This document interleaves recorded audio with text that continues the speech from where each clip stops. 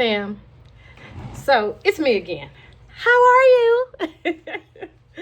So what I want to do today is I have been tasked with trying to expose or put myself out there a little bit and to tell my truths and be honest, because a lot of times, we don't tell what we're really feeling. We're just kind of going through the motions and allowing life to do what it do. But today, I want to talk to you about something that was near and dear. And I don't know why this came upon me. And listen, maybe maybe it'll reach somebody that you know, somebody that you care about, somebody that you feel that needs to know. But anyway, and it's kind of personal because I really never thought about it, but I've never shared it. I never really came out and said, hey, this is where this came from. And here I am now at my age, remembering where everything I've stuffed in me is all of a sudden coming up. I ain't never seen it. I'm like, oh, I felt like that. Oh, that happened, and it's been a very, very tumultuous year. And it just started. But it's a good thing, but it's not that. Well, let me go into a story.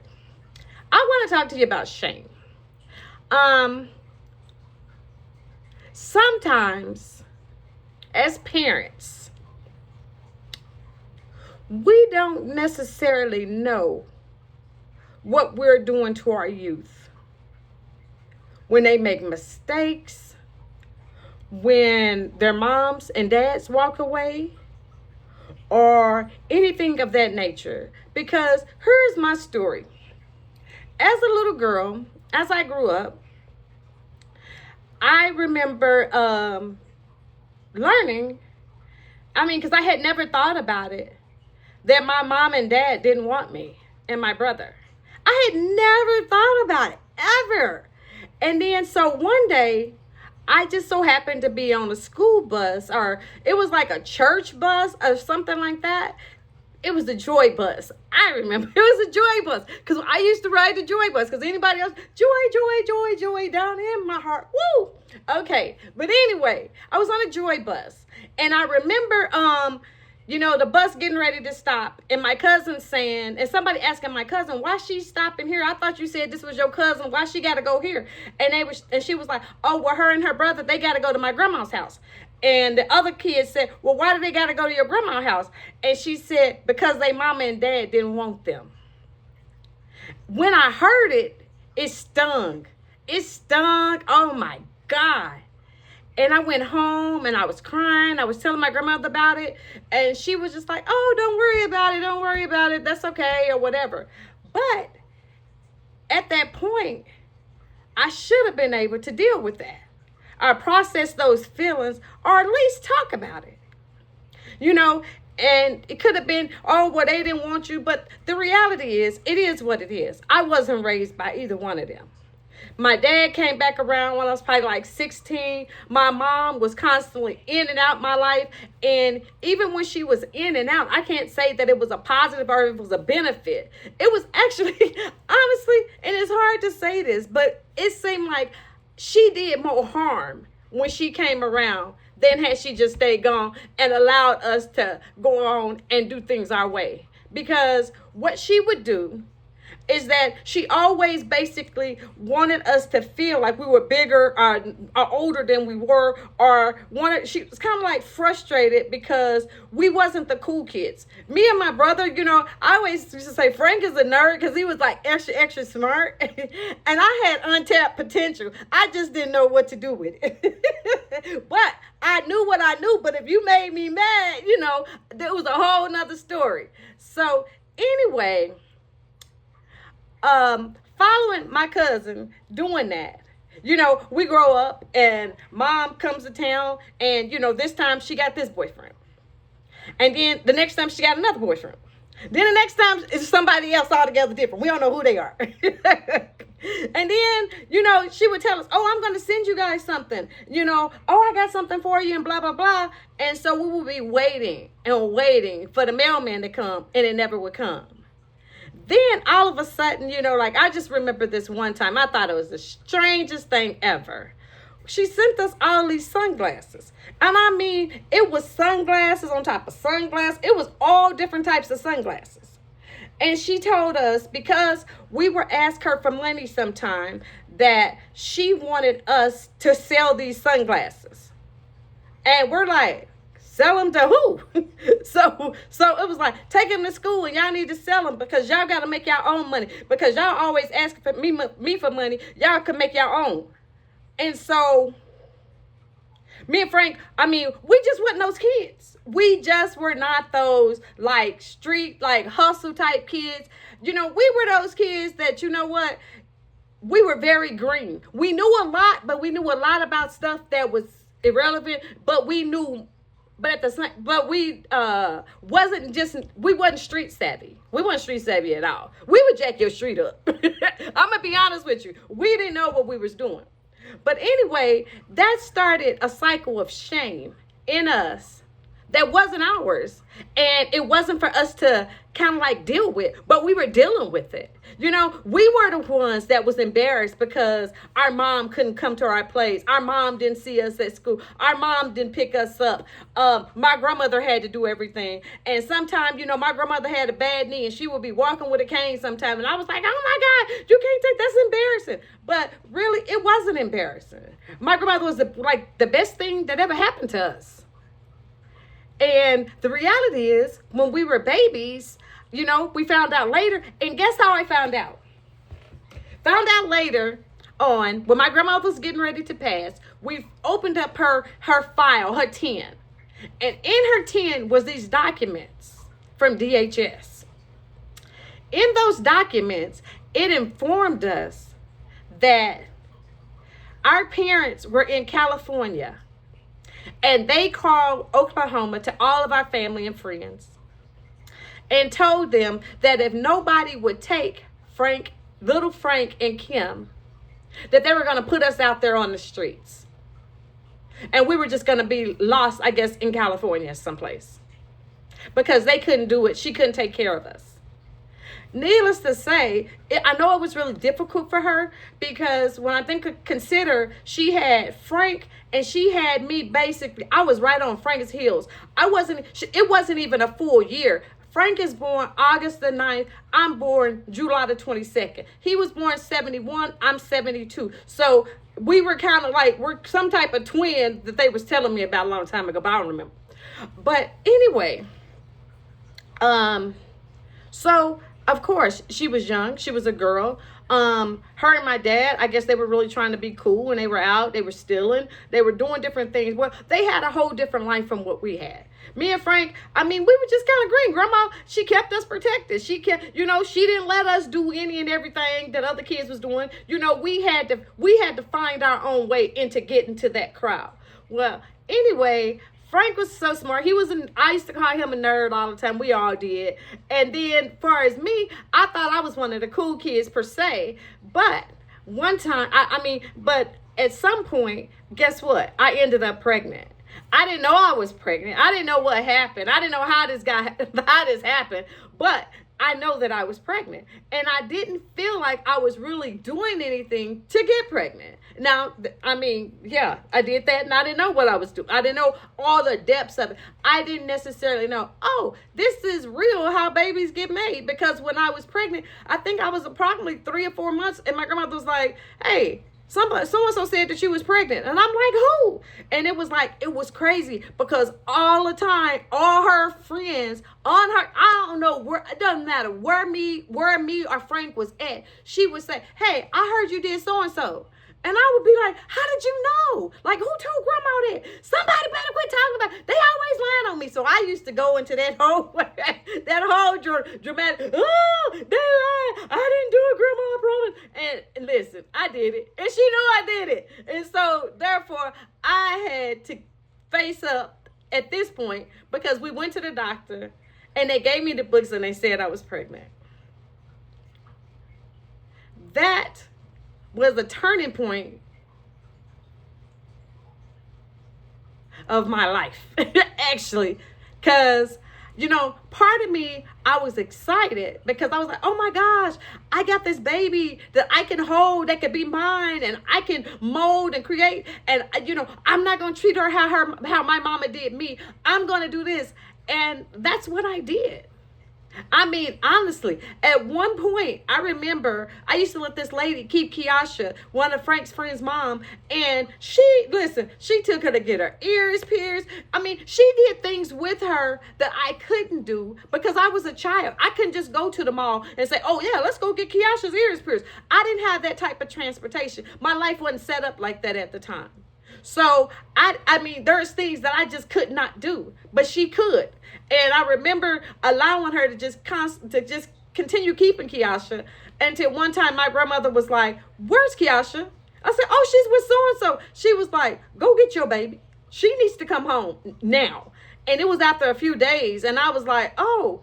And then I felt like, Grandma don't want me to have any fun because all she wanted me to do is keep this baby and da-da-da-da. But the reality of it is, it was my baby. And had she not broke that cycle in me, the cycle that's been running through our family would have continued. Because I would have gotten accustomed or used to not having my baby. So therefore, guess what? I would leave her.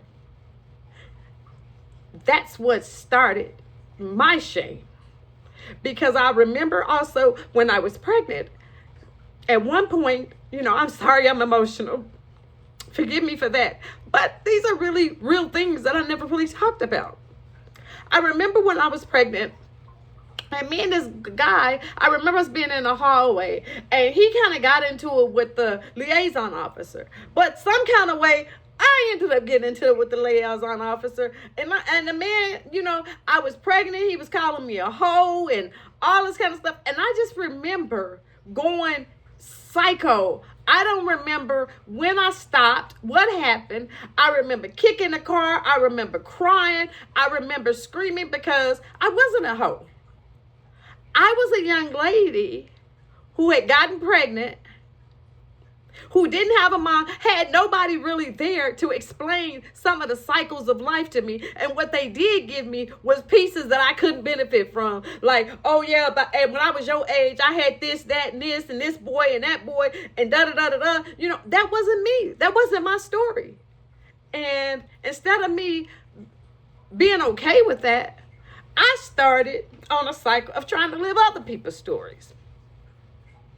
I wanted to do what I heard my mom was doing. So she fought, so I fought. She did this, so I tried to do this. She got a man that was abusive. I found somebody that was abusive. It was going on and on and on. Until, but I realized I couldn't do the abuse because the minute that I got hit, I think I only stayed with him. I think we had like 2, maybe 3, could be 4 good fights. And I realized this ain't my life. This ain't what I want to do. I'm not taking this. Because I was like, because I didn't know how to calm down. And he would be like, Kim, you got to calm down. It didn't matter if I wasn't winning. It didn't matter nothing. You got me to that point. It was what it was. You got what you get. So I remember just constantly fighting. And not only did I fight him, I was trying to fight everybody to near and dear because I was angry. I was angry because I didn't have my mom. I was angry because I didn't have like a parent, that could go places and wanted to do stuff, but I did. I just didn't take advantage of it because I felt like my grandmother was too old and I didn't want her to be uncomfortable or me dragging her someplace and then she getting hurt or whatever, because I truly, really did love this lady because she was the bomb. I felt like, even as I grew up older, I started realizing how just precious she was. Because then it come to find out that, she was really my great auntie. She wasn't even our for real grandma. And I'm like, dang, I know I ran her ragged. Because I was just that type of kid. I'm sorry, y'all. I was that kid that was going to get into something that I was supposed to be in.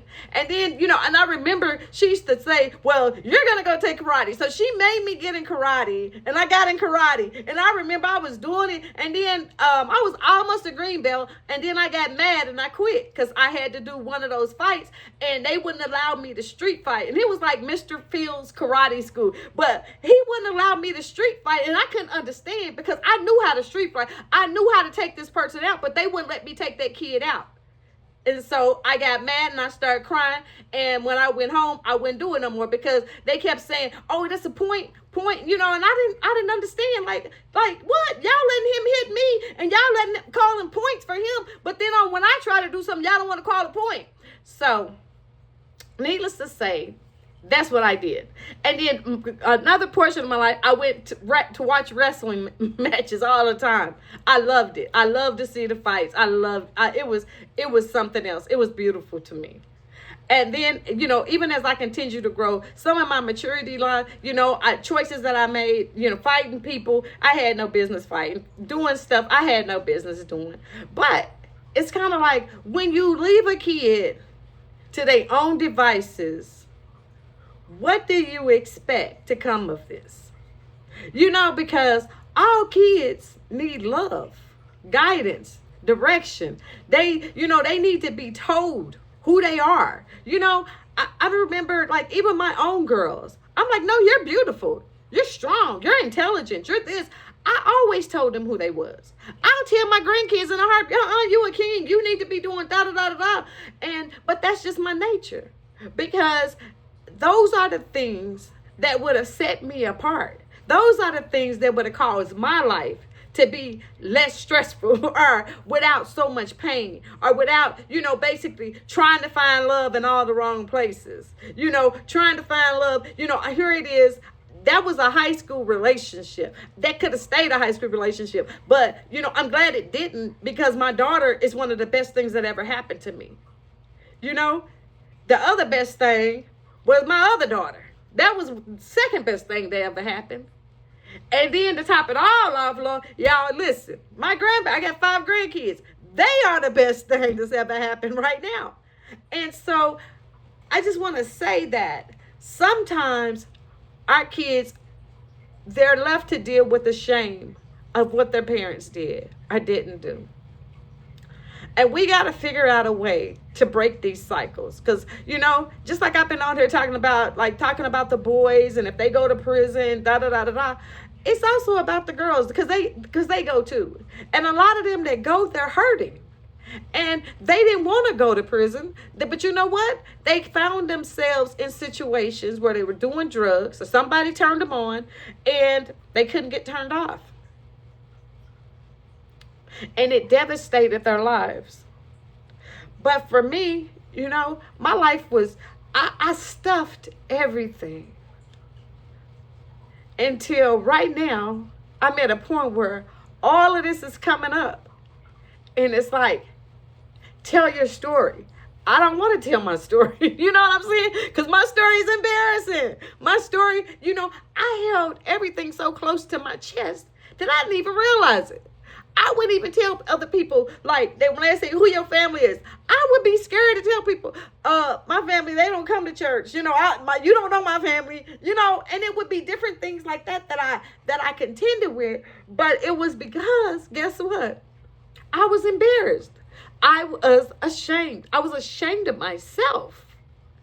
And that's no way for somebody to feel just because their parents wasn't there or around. I didn't need to carry that shame. She should carry that shame. She had kids and she left them. That was her problem, not mine. But being on the flip side of being that child that was left, it was as if me and my brother grew up thinking there was something wrong with us. We struggled with who to love, how to love, and we loved people that was trying to tell us what to do all the time or dictate this or that, and so it really affected my life more than I thought. And then far as when my daddy came back to town, when he started trying to tell me what to do, that was almost like Katie bar the door. Because it was on. Like, you can't tell me what to do. You not my dad, da da da da da da da da da. I was 15, 16 years old, and my mouth was a weapon. my tongue was a weapon, and it was brutal. And there is things that I said to them, or especially to Daddy, that I wish I could take back sometimes. Because I didn't really know, we didn't know his real story until he was gone. Until Grandma died, then everything fell apart, and then we didn't know what what was really going on with him until it was too late. He got picked up on some charges that was from Portland. We didn't know he was on an open warrant all these years. He couldn't go get a job. We would like, you need to go get a job. You need to come down and you need to come try to help. All this kind of stuff. Nobody ever said a word. They never told us. And he ended up, being picked up on that charge and having to do what he had to do. So I just want people to be mindful. What you're putting on our kids, our girls, our boys. We're telling these kids, don't fight, don't go to jail, don't do this. But we're not telling them the other stuff. Like, I love you. You mean something to me. I'm proud of you. I'm glad you don't have, neither one of my girls were teenage pregnancies. I'm proud of them. I'm glad they didn't go through what I went through. But I went through it so they wouldn't have to. I hung in there, because we had generations on generations of kids not knowing who their moms. Because like my grandmother, she didn't know who her mom was. Or either we would ask like, Moma Rose, who is this or who is that? She didn't know.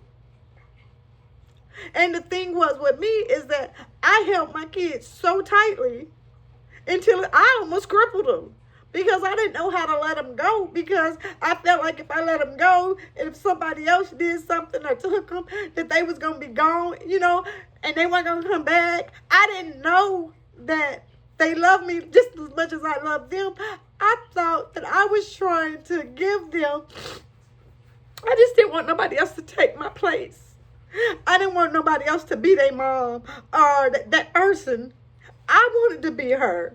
And sometimes when my girls, as they got older, when they made other relationship with people, when they would say, oh yeah, this is my mom, da da da da, sometimes mom would get jealous and be like, that's not your mom. But at the same time, guess what? At different stages of their lives, they can build their own relationships.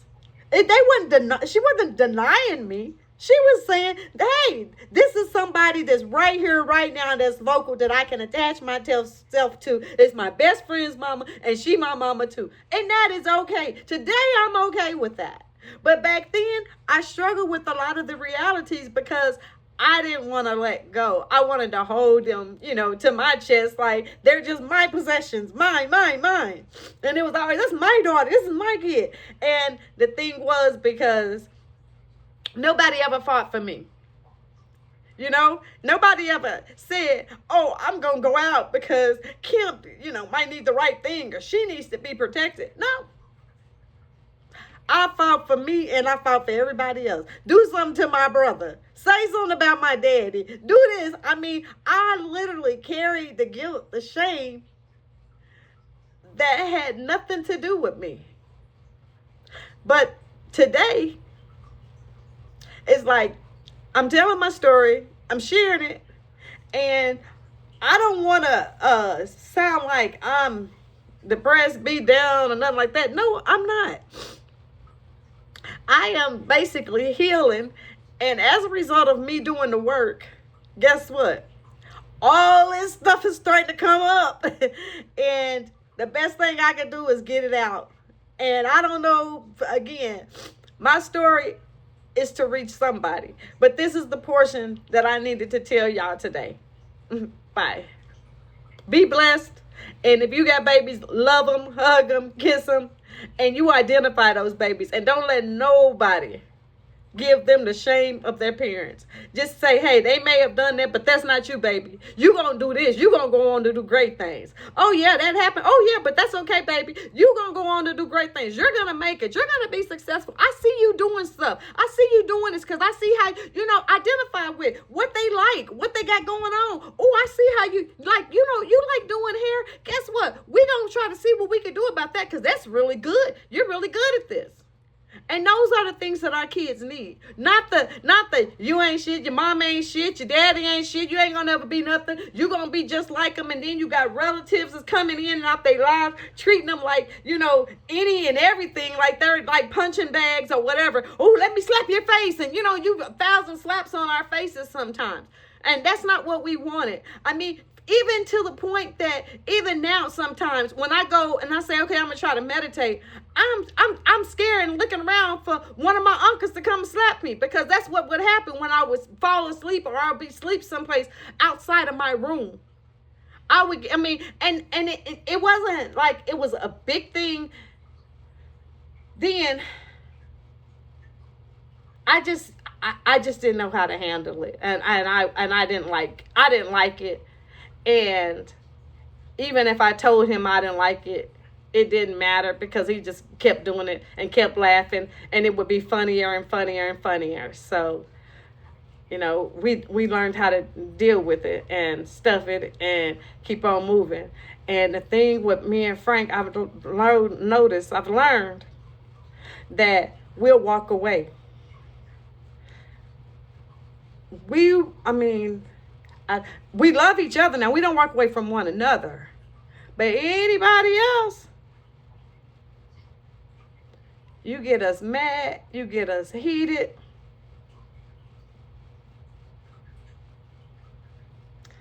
You may never ever see us again. I'll see you at the funeral.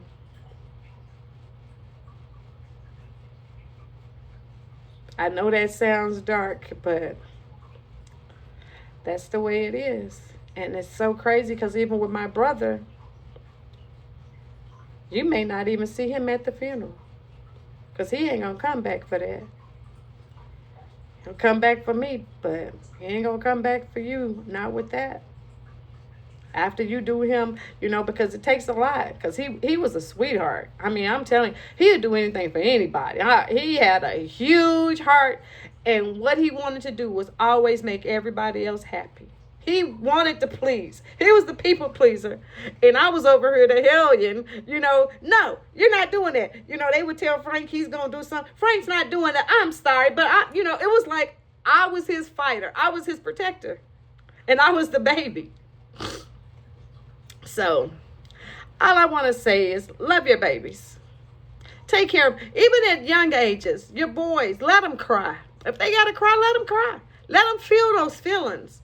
Because what we don't want is for them to grow up and have to learn feelings in other places. That's designed to break them and to crush their spirits.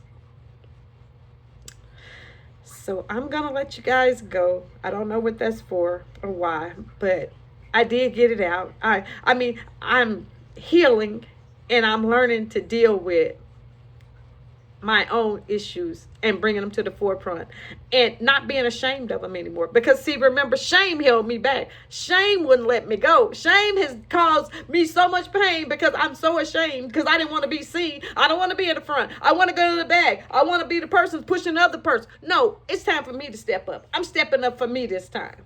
I'm going to do these things the rest of my life. Guess what? I'm going to dedicate some time in my life to be my advocate, to be my best friend, to be my person that can, tell me when to go, when not to go. I want that opportunity, and I'm going to take it this time, and I'm going to make the best of it this time.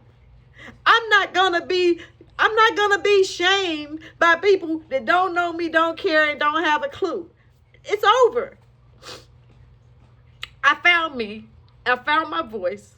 And when I have some more stories, guess what? I'm going to share that too. So bye. Love you.